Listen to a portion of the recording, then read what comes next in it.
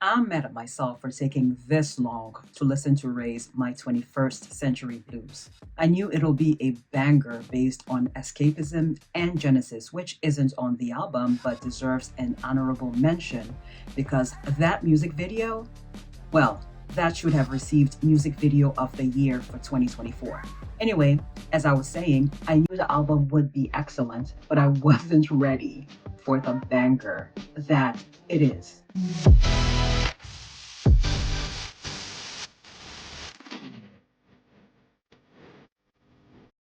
As I mentioned in the intro, I was already a fan of escapism and Genesis, but then I found out about Ray's Ghanaian heritage. My heritage are on these flags on my arm. The UK, Switzerland, and Ghana. And that was it. Fan for life. Done deal. Unless she does some stupid shit, but I highly doubt she will, considering everything she's been through. As many of you may know, I am Cameroonian American. I rep Cameroon on this channel a lot.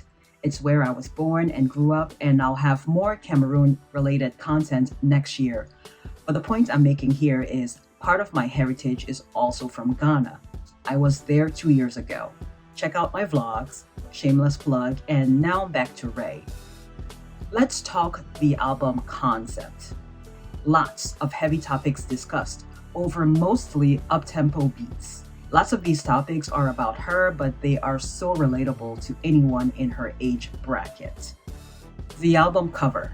Ray's little sister is the one on the cover, not Ray herself. Ray said she wanted to have a representation of her as a young girl, thus someone who looks like her but younger, because she had always wanted a career in music since she was little. So this young girl is on top of a mountain of the next 10 years of her life with no clue what is to come. All the ugliness she's about to experience with this career that she's been wanting. Now, my interpretation of the cover was as follows. Ray standing on a mountain of musical instruments, loudspeakers, and boomboxes, thereby letting us know that the production on the album is about to be seriously luxe, with a live band and minimal use of artificial or pre-made beats or soundscapes.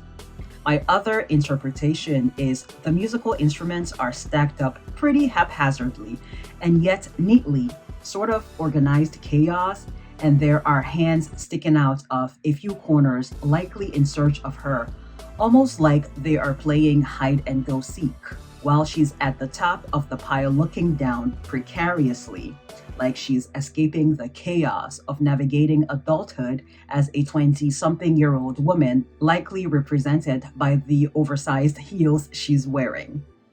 And then we have the track titles written in a graffiti style on the instruments, yet another hint that it's going to be a mix of classical and urban contemporary music. They don't make album covers like this anymore. She's simply genius. Ray actually recreated this album artwork in front of her old label, the same one that held her hostage and won't let her release music. That's real petty and something I would do, even though, as I mentioned in my last video, I am trying to let go of holding grudges. By the way, if you happen to have missed my last video, which is episode 3 of this black and white album cover series, be sure to check it out. Show it some love, interact with it. It's linked below.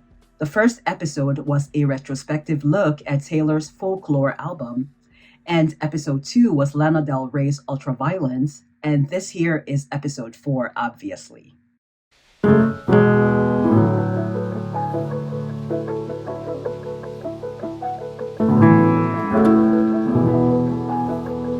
With the intro, she's being introduced with a piano instrumental playing in the background. It's giving an evening at a gala. Upscale, adults only, the brilliance. Everything is thought through. She's not just slapping things together to fulfill some quota or check off a box, something she had to do while she was locked in a contract with her old label. This background piano instrumental flows nicely into the first track, where she tells us to turn off our phones because we'll need to experience her art free of distractions, and then the beat drops. The writing in every song is absolutely stellar, definitely showing, not telling, but I would like to discuss a few standouts. Oscar winning Tears reminds me of Rihanna's Take a Bow. The concept of a guy being so good at acting that he loves her, but she's finally onto his pretense and tells him to take a bow in Rihanna's case, and in Ray's case, she walks out of his life as he cries Oscar winning tears. So obviously, he's still pretending to love her and to be heartbroken. Or she's just being sarcastic towards him. Then we have Ice Cream Man, where she discusses being SA'd by a record producer when she was younger. Flip a switch. She shoots the guy who SA'd her or fantasizes about it. That's my interpretation. Or this may have nothing to do with that producer at all. It could just mean that she'll beat some guy that she's inclined to like to the punch and break his heart before he breaks hers because only stupid girls fall in love. Reminds me of Rihanna's Man Down and S&M, where she says, quote unquote, feels so good being bad, there's no way I'm turning back. Hurt people really do hurt people. It's awful.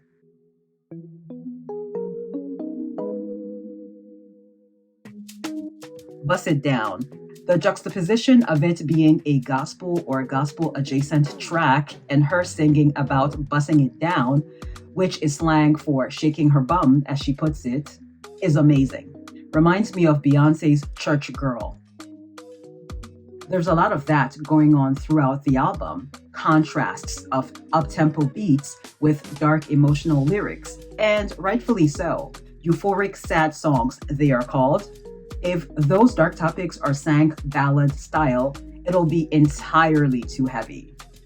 Next, Raye addresses the environmental crisis and climate change in environmental anxiety. Reminds me of another great, Michael Jackson's Earth Song and Heal the World. And then she personifies marijuana, red wine, and codeine in Mary Jane. And then my absolute favorites, Black Mascara and Escapism. I'm inclined to think the music videos for Hard Out There, Black Mascara, and Escapism are connected. Black Mascara is teased at the end of Hard Out Here, in which she's performing for different men, likely record label executives and producers, and she's doing this with different wigs on, being a shapeshifter essentially, and then at the end of the video, she takes her wig off, which to me is symbolic of her no longer tap dancing for the label and being able to make art her own way now that she's been released from the clutches of that label. She then leaves this quote-unquote hellhole and goes to get her mind off things at this pub called The Old Fox and Hounds in Croydon in the Black Mascara music video. I wonder how many tourists and fans visit that pub now because it made an appearance in Raye's video. Anyway, we see the actual black mascara under her eyes in Escapism and in Genesis. The link between Black Mascara and Hard Out There are these shots of her hands with those cool-looking gloves on. Escapism. Raye said she wanted the lyrics to sound like a rush of information, like she's venting, which is why there's a lot of overlap in the way the lyrics are sang, which is why it's a difficult song to perform live, she says. I think that's one of the elements that makes the song addictive for me because there's this urge to pause and digest what she's confessing or replay some parts. The dumb decision part always sounded to me like done decision, DONE, and it works both ways. The cinematography of the music video is simply brilliant. There's sometimes a tendency to gloss over or glamorize destructive behavior, but the portrayal of being high and drunk in Escapism is straight up creepy. It's the stuff psychological horrors are made of. Raye said she was sick when she filmed the opening shot. It was a freezing morning too. The girls with blonde wigs in the cab and in the lounge here are not real. She's so out of it, she thinks it's the girls giving her drugs, but it's her all along, Ray tells us in the footnotes version of the video. But I already peeped that prior. And I knew this because of the black and white nails in this shot and in this other shot. Lets us know it's the same person, and she never actually interacts with the girls in the video, and they all look robotic, so I assumed they were not real. And then Ray wraps up the album nicely with the song version of a curtain call in the track called Fin, which simply means ending or finale in French, where she thanks us for listening.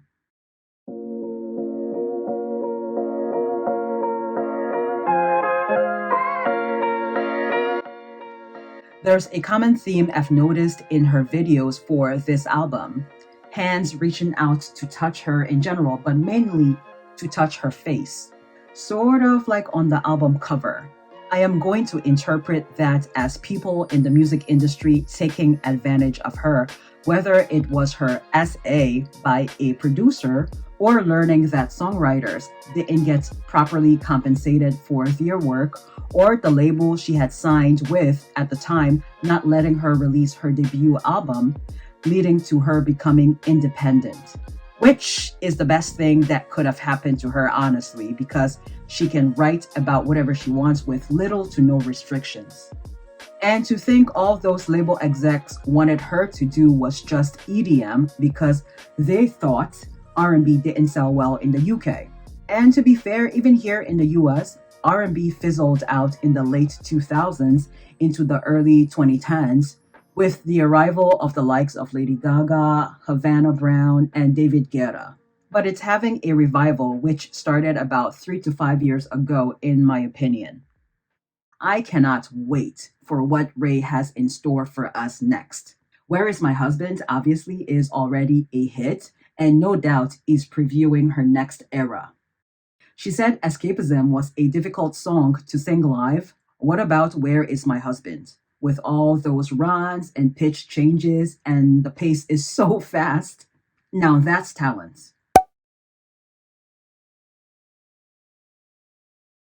If you liked this video, you will like what I have coming up next. Again, I'll leave a hint as to what it is in this black and white album cover series. But in the meantime, watch this video next.